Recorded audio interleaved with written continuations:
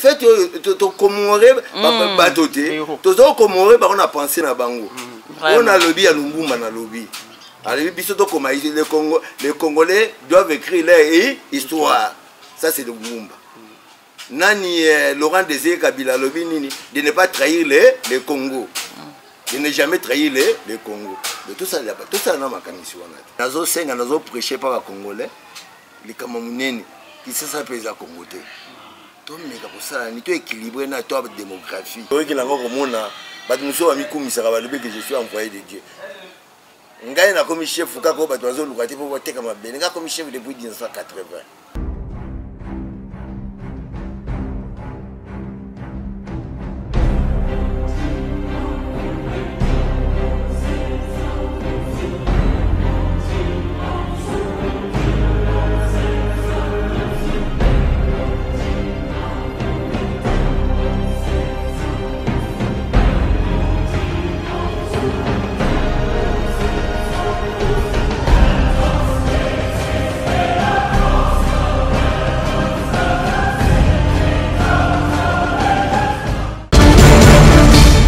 Kanaka d'administration, il y a ce qu'on appelle la continuité, la continuation. Il y a des barangoté. Mais il y a des gens qui ont arrêté ça. Il y a des services qui ont l'État, qui ont accompagné l'urbanisation de Conga. Moutatonga qui balabala empiété, le clôture n'est empiété à venir. Place de caniveau pour les boucles. Pour l'urbanisation de Conga. Autre collecter les ala pour te protéger beaucoup tu as la place à ma baie l'objet n'a ton soto te protéger en côté entretenir en côté et aussi à bataille d'érosion oh affaires sociales et ya oh maboya ya té mieux vaut prévenir que guérir donc à projet na sala qui yango le quoi na yebe espace na ngai na zoko senga pas beaucoup mais na osenga la police botala nan tout dénoncer comme na lukutate beaucoup ti wana porte hein entrée munene au moins la police ezali sika wana bono zongo bilili ok policier azali wana pona kobatela biloko nyonso oyo ko protéger biloko oyo ezali à l'état donc on le va bien public mais tala devant la police à Mikonga wana tala venez za munene ozo mo la place on est comme que bazo favoriser comme même wense alors maintenant ko batela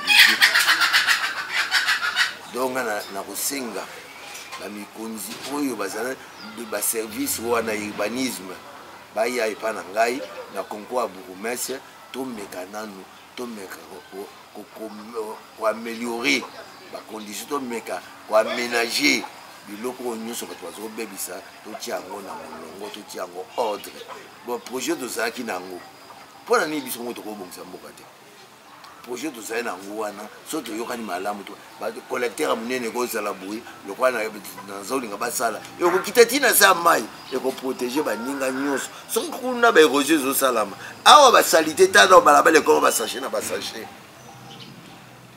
allo et na kosenga mingi pas beaucoup mais na papa gouverneur bapti anga maboko na réaliser projet na za nango pour lobi na tongo pour le bail qui ne peut pas tout bandata échantillon ezala mikonga rivière ya mobeko ezala bongo lobi na tongo na kasi ko bonga so to tiki boto zo be makonga bon to lo bagaga so pona commémorer yango to lo bana le président poso to sali rétrospective total pas de zo kende etika ezala te pour oyo Lumbumba lobaki yemoka lobaki les Congolais doivent écrire leur histoire. Kabila lobby est moko de ne pas trahir le Congo. Hein? Pour nangai. Biloko wana pe bino moto biso moto commémorer yango. Boyoki ba penser à batona mibale.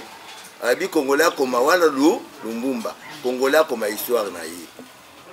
Est-ce que histoire Congo yango tozo koma? O tozo mona un peu partout mobeko kufa le quoi tozo kizaka fingo. Kabila lobby, Kabila le père Laurent Désiré Kabila a lobby de ne pas trahir le Congo. Total. Ce qui biso benza tokana nzela wana. Oyoki lobby fait to commémorer batoté. Tozo commémorer ba on a pensé na bango. On a lobby à Lumbumba na lobby. Alors biso to comme les Congolais doivent écrire leur histoire. Ça c'est le Lumbumba. nani Laurent Désiré Kabila lobi nini de ne pas trahir le Congo. De ne jamais trahir le Congo. De tout ça na makanisi wana. Na juste tout ça ni makanisi wana. Na juste comment on appelle prospérité. Donc tout ça même pas na aime pas ya makanisi wana. Makanisi wana tout ça na ngote. Tout ça lokola mwana oyo azaka ka mikolo so azoko mimola ka ofele mosane kolela. Mokonia ko za makasi ya no lokata kwanga na yemo. C'est dit à quoi? C'est dit à quoi? Ah. Ya wana ngona lokola. Na éviter pour ba congolais ba ningi facilité. Impunité pe le gaming to lo makambo solo. OK. Soto badi kaka to banda kaka depuis indépendance na biso. Ba rébellion, ba sécession, ti lelo oyo, nous devons prendre conscience. Et là aux na biso na lobby, nazo senga nazo prêcher par les Congolais, les kamamunene qui ça pesa Congoté. To meka ko sala ni to équilibré na to démographie. Biso ba chef traditionnel, to tia na bamboka na biso, to luka ndenge nini Congo donc est boosté. Que je dirais, développer bossé à travers le Congo, tout me reprendre, tout prêcher, mouvement de retour. Pour les autres, ça là, mouvement de retour. Nanisi, qui s'engage bien dans pour ça bateau, Nini Kassai, il dans pour ça, il y a qu'est-ce que vous appelez, Bobenga pour ça bateau, tout benga Nini, bah, mais de qu'est-ce qu'on appelle ça, les ressources humaines. Mais tu y a ce côté là qui ça c'est les mouvements na kobango banaka na kasi bolandanga les mouvements de la population contrôlée ta bechek monsieur zo créé to benga dégradation environnementale na Kinshasa. Chef pour to chité croyez que le loba chef coutumier à province de Kinshasa ba ja terre à développement. To le but développement to zo lo ba soko ta Kinshasa ngo omoni mboko basaki liboso ta urbanisation tala un peu partout Kinshasa mobimba faut so zo kotika tout lo ba chef coutumier. Tout ça, le chef coutumier, monsieur Bonzotia Bango, parce que comme il y a des outils qui ont la précipitation pour l'éclatement à Congo. Vous savez, combien de provinces vous aurez géré en côté. Hein? Tous ceux qui ont un chef, monsieur Bonzotia Malroy m'a égoté. Tout notal en un façon, tout Koutaki Congo. Pour tout Koutaki Congo, la colonie Congo, et c'est là qui déjà préparé. Planification, et c'est là qui même le développement Nango. On est au calqué à terre. Moi, la cala, vieux les gars. Moi, la cala, dans au moins, on a besoin de papa, on fout ça. Pas qu'on a ma bébé, on fout qu'on a fait foncière. Bon, on est au la gouvernance centrale, on a engagé un cantonnier. Talamboko bozolo bato qui n'existe pas munene tout ça c'est un service boko ya foirité ya ko lokota kaka moi biloka mikemike na wende boloko zo ba chantier botier mbongo zo ke na budget ne kende ko wapi tout ça c'est un service ka bato balati na nzela po na komola nzela di botika ko botumula ka makamusu te to ke la ko fa to bomba na ka to ka soni pour biso moko balobi ke biso moto comme histoire Congo d'après penser à Lumbumba yango na te tout ça makato longola makambo soni mais le chèque est partagé et bien nous peut besoin na quota na carte parlement surtout pour gérer la ville bien nous peut besoin na lilobat mais na lobby nga na koli lilote na bandi na lobby na sala ki te pour que chef ko ba bazo luka balatika maputa so na bina bino historique na ngoko mona ba muso wa mikumisa ka balobi que je suis envoyé de Dieu. Ngai na komi chef kako bato bazo lukati po bateka mabene nga komi chef depuis 1980 na komi on ayaki na kutaki ale babuwa ki mboko na 63 bato bakima ba ke na centre ville na kuti ba galaxie ndaku awa na bano monter makanisi na ngai bato ba bifuso na kola biloko na sala ifu bakamo rango kaka so na zaki mutu bako protéger ngambe na sa eloko mususu bokoko ekozali kambu pe kamusi ba yobike bato mwindo pe ba raisonnaka.